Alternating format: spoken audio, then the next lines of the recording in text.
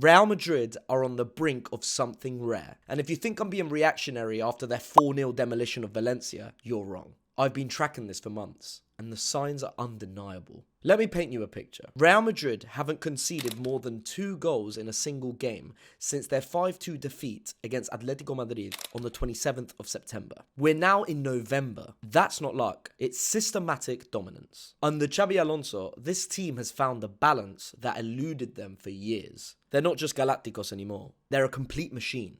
And look at their recent performances. 4-0 against Valencia, 2-1 El Clásico victory over Barcelona at the Bernabeu, dominant Champions League performances, 5-0 against Kairat, 1-0 versus Juventus. And here's what's scary. They're doing this while their key players are still working towards their peak fitness. Jude Bellingham underwent shoulder surgery in July and only resumed training with the club in early October. Vinicius Jr. has yet to recapture his Ballon d'Or worthy form. And Mbappe, he looks like he did in his prime at PSG, scoring hat-tricks and braces.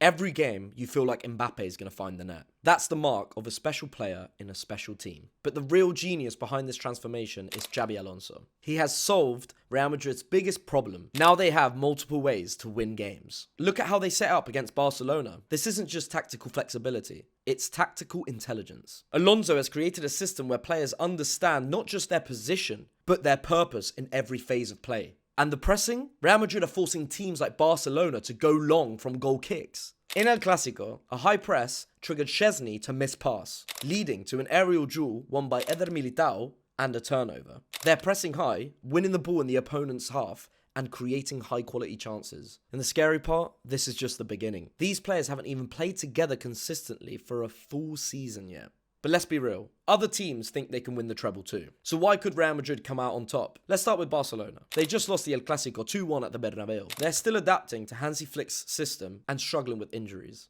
It's known that Hansi Flick in his second seasons doesn't really do as well as his first seasons. Off the pitch, the Negreira investigation over alleged payments to a refereeing official continues to cast a shadow.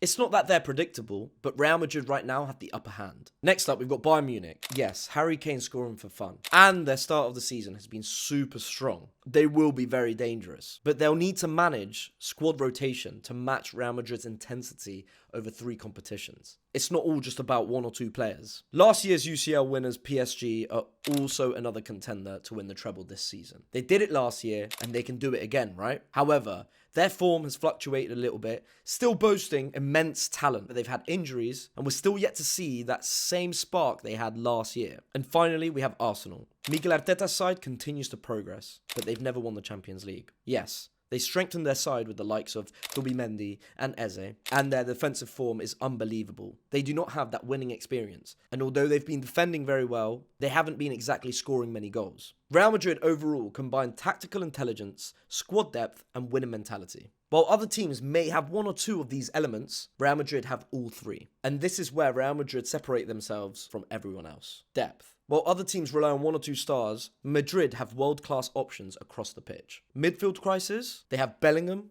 Tchouaméni, Camavinga, Valverde, Güler, and Mastantuono. Defense struggling, Militao, Rudiger and Alaba, when fit, Hausen, Raúl Asensio, Carreras, Fran Garcia, Carvajal, Mendy, and even Valverde and Tchouaméni. Attack not clicking, Mbappe, Vinicius, Rodrigo, Güler, Mastantuono, Brahim Diaz, Gonzalo Garcia. Alonso isn't just rotating players. He's rotating systems, adapting to opponents, while maintaining core principles. But tactics and talent only get you so far. And what makes Real Madrid special is something that you can't coach. A Champions League mentality. This club has won the European Cup 15 times. Most recently in June 2024. When the pressure mounts in April, May, when other teams crumble, Real Madrid thrive. They have players that have been there, done that, and know how to handle the biggest moments. And now also with Mbappe, who with the way he's going, could earn himself a Ballon d'Or season. And with Real Madrid's overall talent and collective experience, you get something formidable. So here's my take.